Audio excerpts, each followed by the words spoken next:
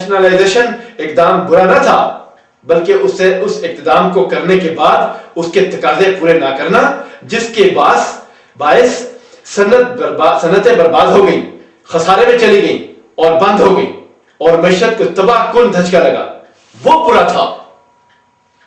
Nationalisation کو قوم نے مس یوز کیا، اگر اسے قابل استعمال بناتے تو ملک ترقی کرتا۔ بھٹو نے روٹی پلانٹ لگائے، دیگر انڈسٹریاں لگائیں، مگر بدعنوانی کے عادی عناصر نے سب کچھ تباہی کی نظر کر دیا۔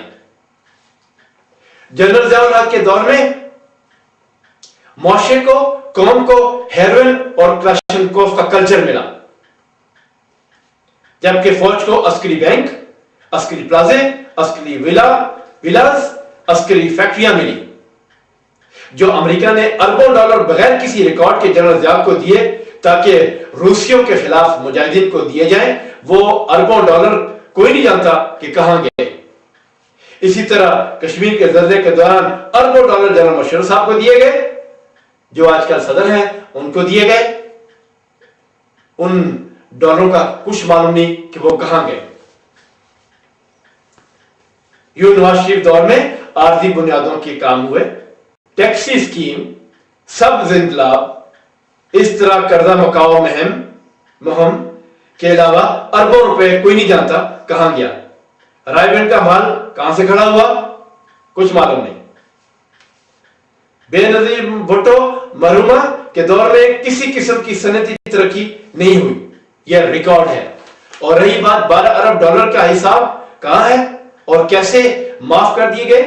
حکمرانوں کے پاس عوام کو جواب دینے کے لیے اس کا کیا جواز ہے؟ کیا وہ اس کا جواز دے سکتے ہیں کہ بے نظیر نواز شریف کو کہ مجرمانہ کیسز معاف کر کے ان کو کیسے ملک کے اندر آنے دیا؟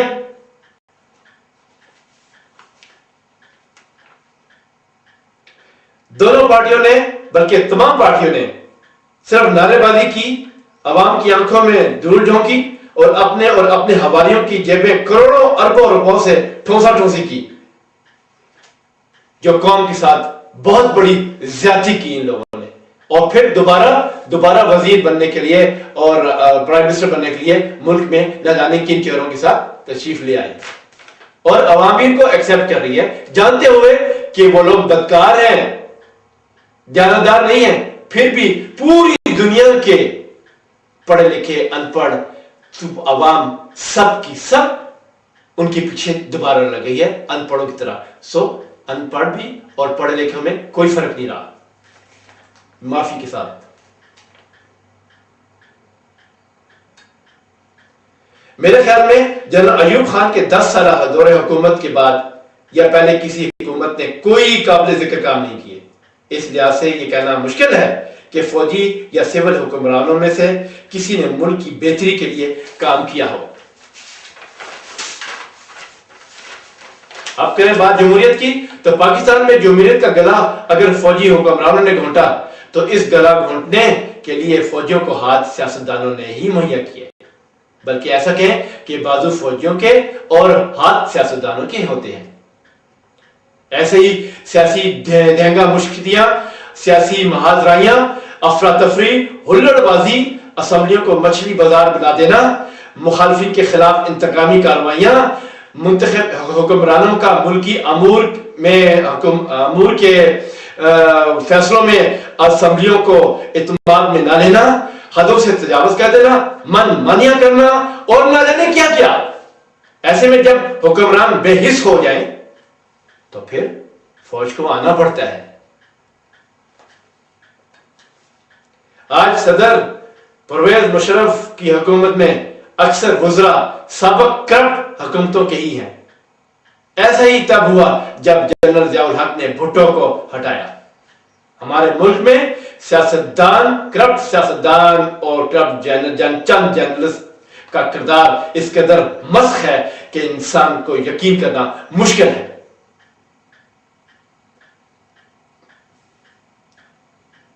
سیاست میں کچھ ضابطے اور اصول اپنانا ضروری ہوتے ہیں، مگر پاکستان کے سیاستدان بد کرداری، بدعنوانی کی حدیں پھیلاتے آئے ہیں 61 سالوں سے۔ جمہوریت کے اصل قاتل ہمیشہ ملک کے سیاستدان رہے ہیں، ان کی وجہ سے فوج آتی ہے، اگر یہ صحیح ہو تو فوج کبھی نہ آئے۔ جیسے میں نے پہلے ہی بھی کہا ہے، آج فوج کو موقع فراہم کرتے ہیں بار بار آنے کے لیے۔ ان تمام سیاستدانوں اور تمام پارٹیوں جیسے A N P, P M L N, N Q M, P P P, M M A, P M L Q, سب سے چھٹکارا بہت ضروری ہے۔ انقلاب کیا ہوتا ہے یہ پارٹیاں کیا جانیں۔ انقلاب لانے کے لیے لیڈروں کا ماضی صاف ہونا چاہیے، یہ نہیں کہ غنڈہ گردی کے بل بوتے پر لیڈر بنا جائے، یا اپنے والدین اپنے باپوں کے نام پہ یا جنرلوں کے نام پہ لیڈر بنے۔ لیڈر بننا ہو تو خود اعتمادی اور خود بننا چاہیے انسان کو، جیسے آغا حسن اور جمال ڈاکو کوشش کر رہے ہیں، اور اس فوجی کے بیٹے ہیں جو کہ ہمیشہ جانبدار تھا، اور ہم اسی کی اولاد ہیں جو اپنے ملک اور اپنے قوم کو صحیح دیکھنا چاہتے ہیں۔ بہرحال اب بات کرتے ہیں صنعت کاری کی۔ یورپی صنعت کاروں اور سرمایہ کاروں کو پاکستان میں برسوں سے جاری سیاسی عدم استحکام پر نئے حکمران کے ساتھ بدلتی پالیسیاں اور آئے روز آمروں کا یا بد کردار سیاستدانوں کا اقتدار پر قبضہ جمانے کے حوالے سے شدید مایوسی اور خدشات کا سامنا ہے۔ ایسا ہی ہے اور یہ سچ ہے، جس کے باعث پاکستان میں کسی بھی طرح کی سرمایہ کاری کے خواہشمند دوسرے ایشیائی ملکوں کا رخ کرتے ہیں، اور ایسا ہی ہے دوسرے ملکوں کا وہ رخ کر رہے ہیں۔ اور اگر پاکستانی حکومتیں دعویٰ کرتی ہیں کہ غیر ملکی سرمایہ پاکستان میں لگا رہے ہیں تو یہ سراسر جھوٹ ہے۔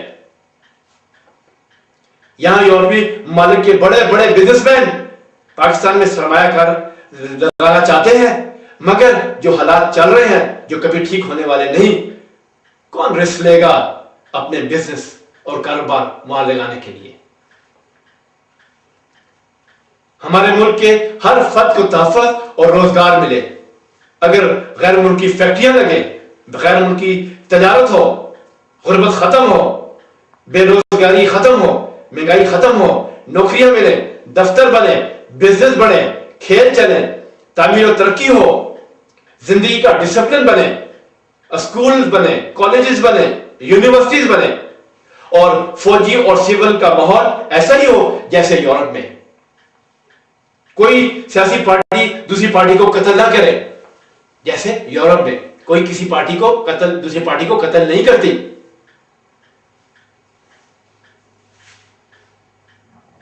مگر یہ امریکی طرز کی غنڈہ گردی سیاست ختم ہو تو نا، مگر کیسے ختم ہو؟ پاکستان میں سیاسی افراتفری اور قومی حکمرانوں کی پالیسیوں سے تنگ آ چکے ہم بھی اور قوم بھی۔